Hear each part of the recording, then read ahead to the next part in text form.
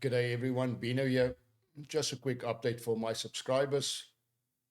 This channel was always going to be an information channel for you guys with SimiCube 2 devices. So basically sharing profiles and sharing some settings and showing you what I've been up to with these things. Nowadays there's of course an official Discord channel from SimiCube as well as a community website.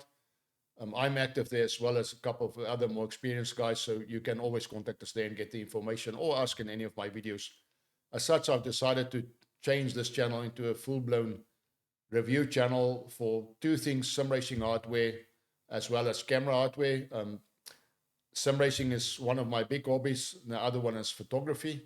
So as such, I'll be doing some camera reviews from time to time as well. With that said, let me share with you what I've been up to these last few months. I haven't been sitting idling, even I haven't been active for a year. I have been planning getting this room sorted that I'm sitting in at the moment, converting an old lounge into a photography come video studio.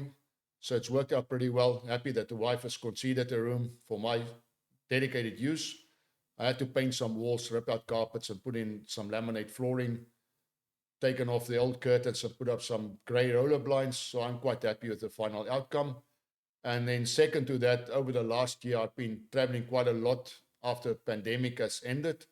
So weekends I've been sitting in hotels and doing a fair amount of reviews on what I was going to use. I knew exactly what I wanted to achieve in this, but then to find the correct hardware to fit in with my workflow was a bit more work. So maybe 60, 80 hours of research and investigation into this, but quite happy to share with you guys. So I'll go through the hardware very quickly, guys.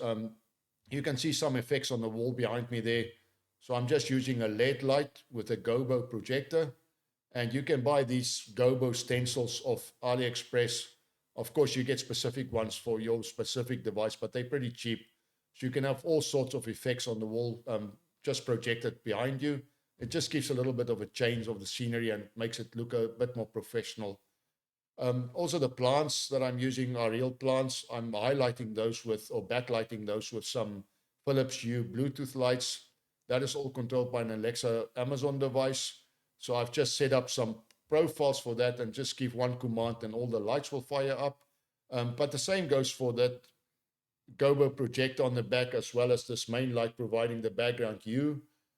That's all controlled. I just say video mode on or video mode off, and it just switches on and off to my command. So it makes it easy when you walk into the room. I can group things together in different scenes and start up the PC, start up all the equipment on my desk. So all this equipment will fire up automatically when I just give one command, or I can start the PC and leave everything else off. Just depends on what my aim is for the day and if I'm sitting here for 5 minutes or 5 hours. So coming back to the desk, let me share some of the equipment I have here. Let's dive right into this bit over here, which you can see. And it's also linked a little bit to this device.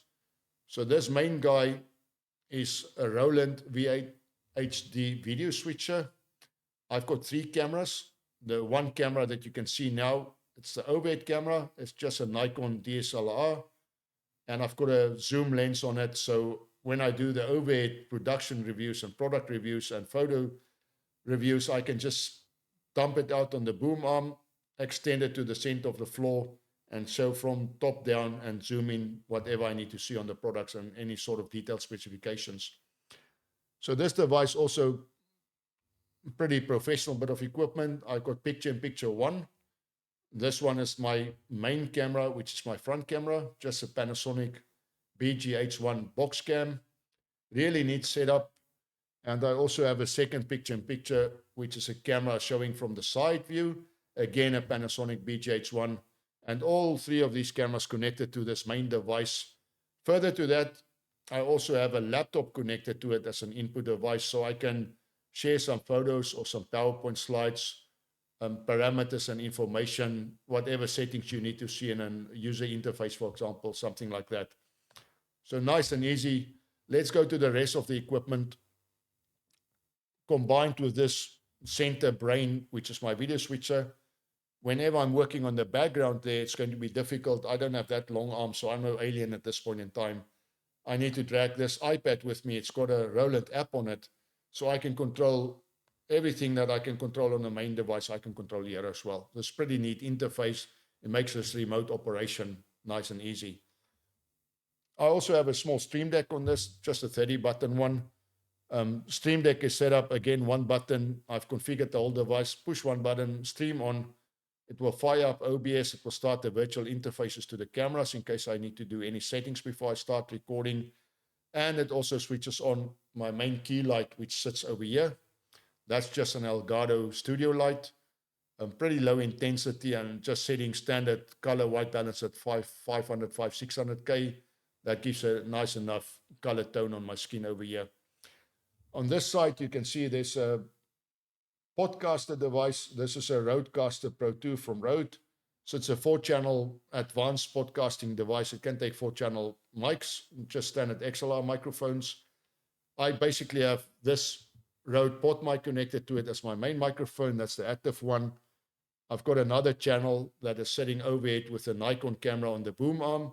So if I extend the device to the background and I start doing product reviews from there, I just mute this first channel and I enable the second channel.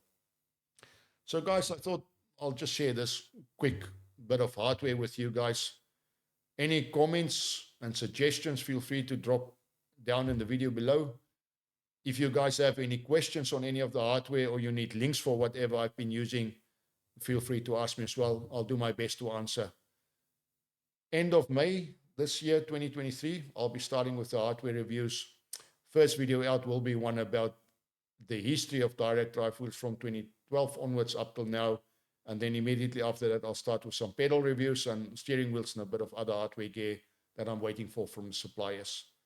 To the suppliers, as always, I will do my objective reviews from my point of view. I will share my findings, the pros and cons with you and with the communities. If there are any recommendations from my side, what you can do to improve any devices, I'll provide that as well. Everyone, I'm really looking forward starting up this next chapter in my life. I catch you guys out there, and I'll notify you once the first video is up. Take care. See you later. Bye.